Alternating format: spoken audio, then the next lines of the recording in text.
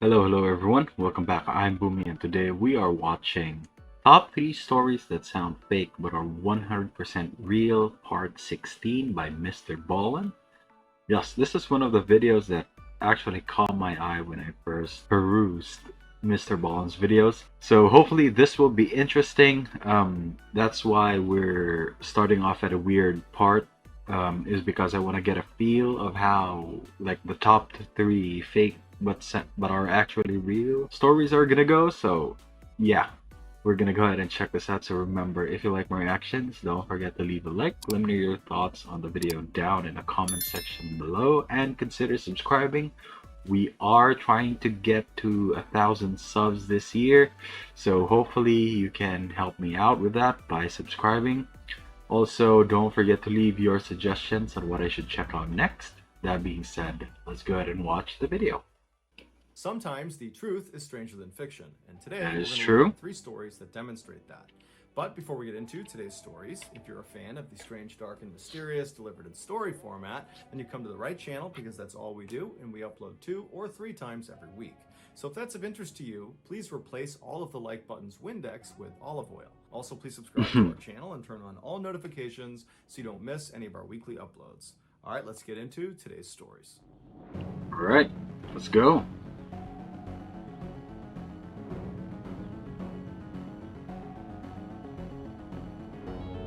Number 3, A Father's Love. In January of 2015, a 27-year-old Texas man named George Pickering III suffered a massive stroke. He was immediately admitted to a hospital where he was put on life support, and then doctors delivered some bad news to his family. It would turn out George was brain dead, and they advised the family that realistically they should consider pulling George off of life support because it wasn't going to do him any good. George's family was totally devastated by this news. In fact, George's father was so upset he just left the hospital altogether. And so in his father's absence, George's mother and brother wound up talking to doctors and saying that yes, we are prepared to pull George off of life support. After they consented to have this done, they put George on an organ donor list and then began making funeral plans. When George's father came back to the hospital later that day and found out his family had consented to have George pulled from life support, he was furious. He did not believe his son was just totally brain dead and there was no hope. He felt like they should at least try to give him a little bit more time to potentially give them a signal that he was okay. But George's mother and brother told George's father that they had spoken to the doctors and there was just no hope. There was no reason to delay this process. It was time. But George's father was totally not having it. He stormed out of the room and he found the doctors and he demanded they keep his son on life support just a little bit longer. But the doctors told him there really is no reason to do that, and in fact all you're doing is jeopardizing the people that need his organs, that are waiting for this organ transplant. And so really what we need to do is That's actually a good point. Normally I would side with the doctors in this one, because if we're being practical, if that were to happen in my case, in my situation, I would have allowed myself to be pulled off the plug. I mean, it's just rest for me, but I cannot get their deep his father's deep attachment to him. They were probably really close. So yeah, but if it were to me up to me, and if it were my life, I would have opted to have the plug pulled. At least some of my organs could still be of use to other people. But I'm guessing that he didn't die. So yeah, let's go ahead and check out what's the rest of the story here. actually expedite taking him off of life support because that's the best thing to do right now. George's father was so upset, totally distraught. He ran back to his son's room. He laid over his son and he just held his hands and stared at him and just prayed that his son would give him some sign that he was actually not brain dead, but his son didn't. And before long, the doctors began filtering into the room to begin the procedure of removing his son from life support. And when they came in the room, George's father kind of snapped.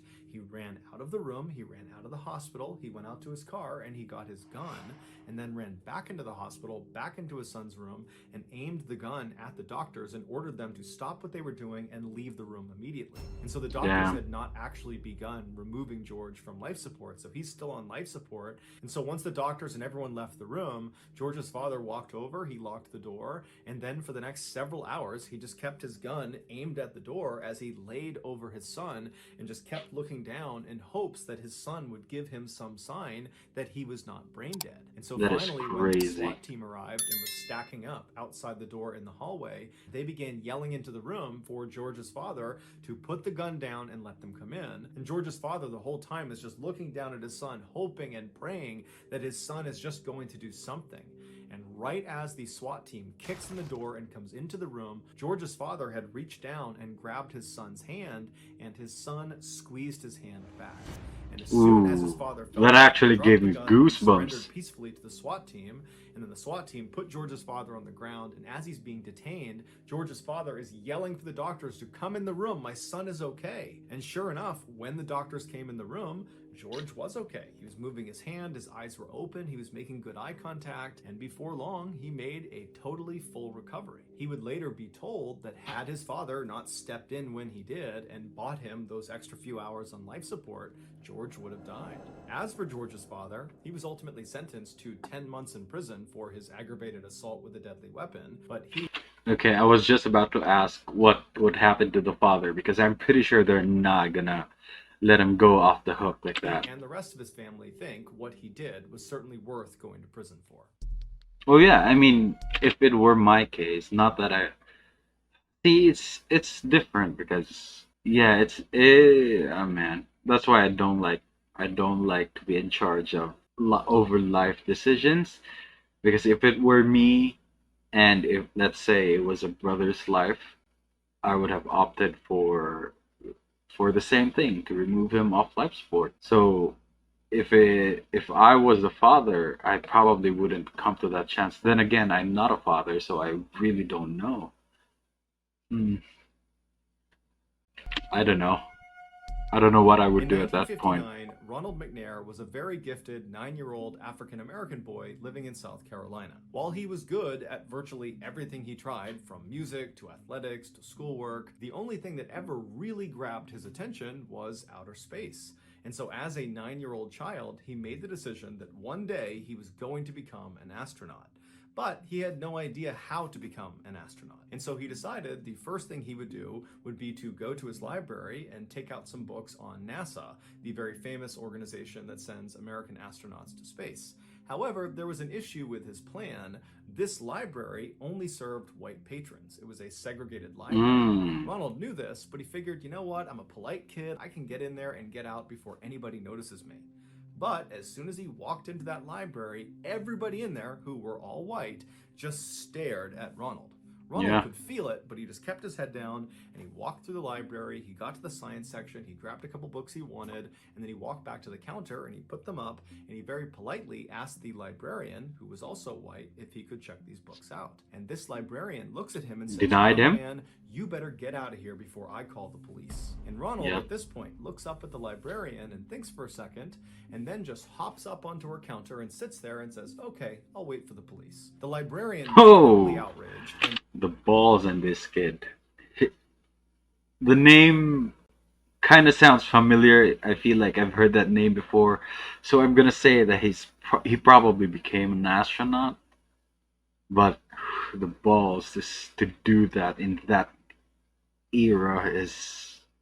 And would call the police and would call Ronald's mother. Damn. And before long, the police did show up, and it was two white guys. They come inside, and this of course they were. Runs over to them, and she's talking to them, and she's pointing back over at Ronald, gesticulating that very clearly Ronald is the issue. That's why you've been called here. And the officers would be just totally annoyed by this librarian, and they would say to her, "Why don't you just take the books out?" And the librarian was totally offended at this. Wow, I did not expect that.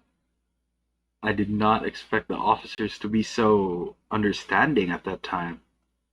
I thought it would have been worse then than it was now, but apparently there are some good good apples in the And bunch. began defending her decision to call the police instead of letting him take the books out. And as she's defending herself, Ronald's mother comes running into the library. She runs over to her son to make sure he's okay, and then she looks up at the police officers and this librarian to try to figure out what's going on. And at this point, the police officers are just totally over it, and they turn to the librarian and they say, you know what, you really ought to let him take the books out. And then the officers just turned around and left. The librarian was not about to just let him take the books. She was still very upset, and so she storms over to Ronald's mother and she says to her, you shouldn't let your son come in here. And at this, Ronald's mother is looking at this librarian who's totally upset, and she looks down at her son who's got his head down, and then she notices the few books on the counter about space, and she was aware of Ronald's love for outer space, and she put together what had happened. And after thinking about it for a moment, she looks up at this librarian and she just says, well, since he's here already, can he take out those books? He'll take good care of them. The librarian is still totally furious, but Yeah, knows she's that not she's having losing it. fight. And so very reluctantly, with a scowl on her face, she grabs the books and she jams them into Ronald's arms. And Ronald's mother nudges Ronald and says, what do you say? And Ronald, while holding all of his new books about NASA and space, looks up at the librarian and smiles and says, thank you, ma'am. And then he and his mom turn around and they leave. Well, one of the things that are surprising is that how polite his mother was. I mean, let's be honest here.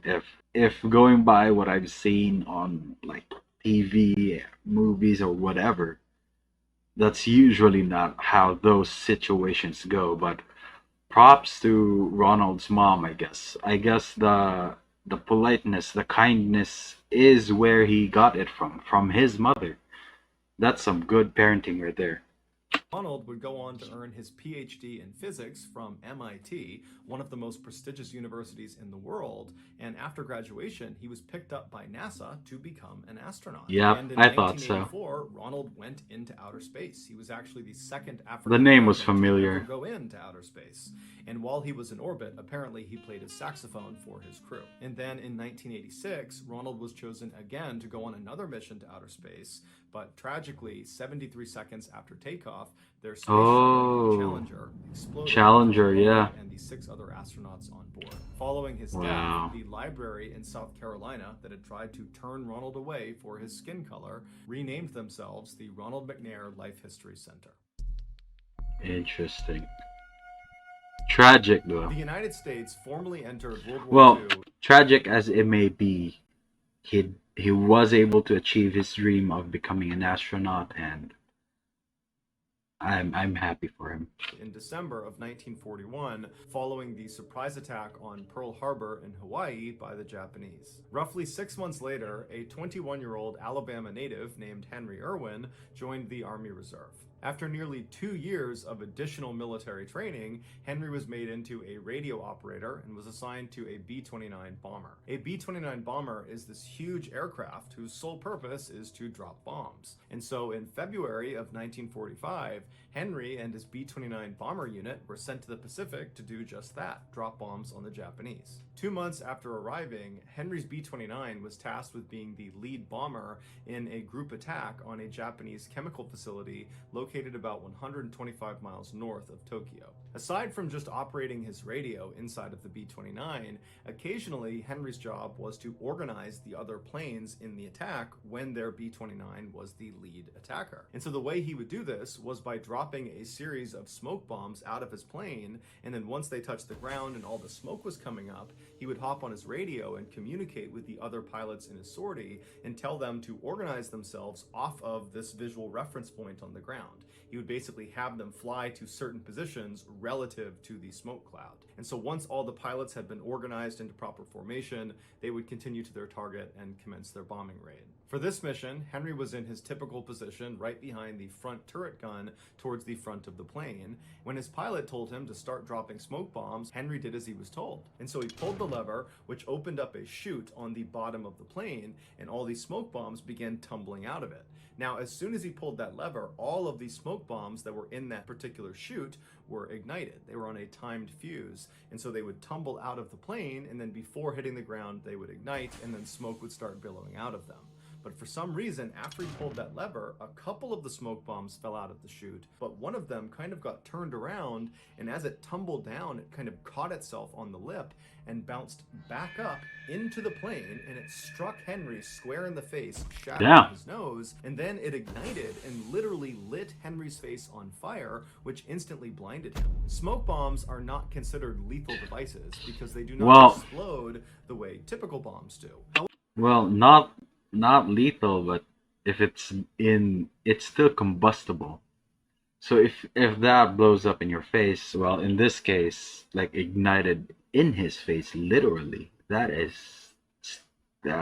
However, make no mistake about it, you would not want to be near a military-grade smoke bomb when Yeah. it went off. In order for it to emit that very thick and long-lasting smoke that it does, the smoke bomb ignites a chemical fire within itself that burns extremely hot. And so when the smoke bomb came back inside the plane and ignited right in front of Henry, those chemicals landed on his face. And so that's why he caught on fire. And if that wasn't bad enough, the smoke bomb also filled the plane completely with smoke, making it impossible for the pilots to see anything. Despite his burning, shattered face, all Henry could think about was if he didn't get this smoke bomb off the plane in the next few seconds, he did not just crash and pick die. it up. So instead of trying to put out his burning face, Henry began feeling around on the ground for this smoke bomb, which again is basically like what a bro. fireball. And when he found it, he pulled it into his chest, trying to smother it as best as he could. And while his body completely engulfed in flames, Henry began low-crawling his way towards the front of the plane, where he knew, just by touch, there was going to be a window. And so as he agonizingly crawled, he's on fire, he finally gets to this window, he can feel it above him, and he manages to lift the smoke bomb up and throws it out the window. And then afterwards, he collapses on the ground and he passes out completely on fire. That is some adrenaline. Later, the smoke inside of the plane cleared because now the smoke bomb was gone, and the pilot who had put the plane on autopilot but did have to drop significantly in altitude because they were starting to stall, finally could see again and saw they were about 300 feet from hitting the water. And so he was able to pull back and get them out of their dive, and he narrowly escaped crashing into the water, and he turned around and began flying back to base. On this return trip, the crew, who were unhurt, began assessing the damage, and they saw Henry on fire on the side of the plane, and so they rushed over and they put him out with a fire extinguisher, expecting him to be dead. But to their shock and horror, he was still alive. So they gave him morphine for his pain and expected him to die any moment. Well, at least they gave him morphine. Instead, he was very cheerful on the flight all the way back to base, and he would ask each of his crew members if they were okay, and they would all say, "Yeah, I'm just fine. It's really you who we're concerned about here." When the pilot finally landed back at base, Henry's body had stiffened up so dramatically from being on fire that the doctors couldn't actually get him out of the plane's side door. And so they had to dismantle the side of the plane to get Henry out. And so the doctors fully expected Henry was going to die basically any moment from his horrible wounds. So he but lived? Since he hadn't yet, they did everything they could to try to save him. They put him through dozens of surgeries, including one where they would try to remove the chemical flecks from the smoke bomb that had embedded in his eyes. And since these chemicals combusted as soon as they made contact with oxygen, every time they pulled out one of these flecks, it would burst into flames and very painfully burn Henry's eyes a little bit more. While Henry was undergoing all these surgeries, the rest of his B-29 crew immediately went to their commanding officer and said, "You have to put Henry in for the Medal of Honor." The Medal of Honor is the highest award They you can better achieve in the have. US military. After the commanding officer heard the story of what Henry had done, he agreed, and in record time, he got the paperwork processed and got Henry approved for this award. But there were no actual physical medals of honor on the island to actually present to Henry, and the officers and the rest of his crew were worried Henry would die before the actual medal was shipped out to the island to be given to him. And so the only Medal of Honor that was on this island was inside of a museum behind a glass case. And so one of That's the a Medal of officers Valor. Henry's crew went into the museum, shattered the case, took the display Medal of Honor, and rushed to Henry's bedside and put it on his neck. Damn. And then after that, somehow Henry just didn't die. After dozens and Still dozens of alive? surgeries, Henry actually regained sight in one of his eyes and regained the Wow. use of most of his body. Henry would later be asked in an interview what it was like to do this very heroic thing that he did. And he would say, "Well, I only moved the bomb 13 feet, but 13 feet feels like 13 miles when Yep. you're on fire." Henry would go on to be True. honorably discharged from the military, and he would spend the next 37 years working closely with other burn victims, trying to keep them positive and optimistic about their recovery. He would also go on to have 4 children, one of which became an Alabama state senator. In 2002, Henry died of natural causes at the age of 80. So that's going to do it, guys. Wow. We found the secret in today's episode. Unbelievable. Yeah, I still don't know what the secret is, but wow. Even after all that, he still managed to live. That is incredible. Yeah. Okay, so I am liking this like series that he has with fake stories but are actually real, so I am gonna continue watching this. But that's gonna be it for me today, guys. Link to my Twitter is down in the description below. Go ahead and check it out if you want to. And if you're new here and enjoyed the video, don't forget to leave a like. Let me know your thoughts on the video down in the comment section below, and consider subscribing. We are trying to get to 1,000 subs by the end of the year, so I'm hoping that you guys can help me out. Also, don't forget to leave your suggestions on what I should check out next. With that being said, thank you so much for watching, and I'll see you all next time. Bye!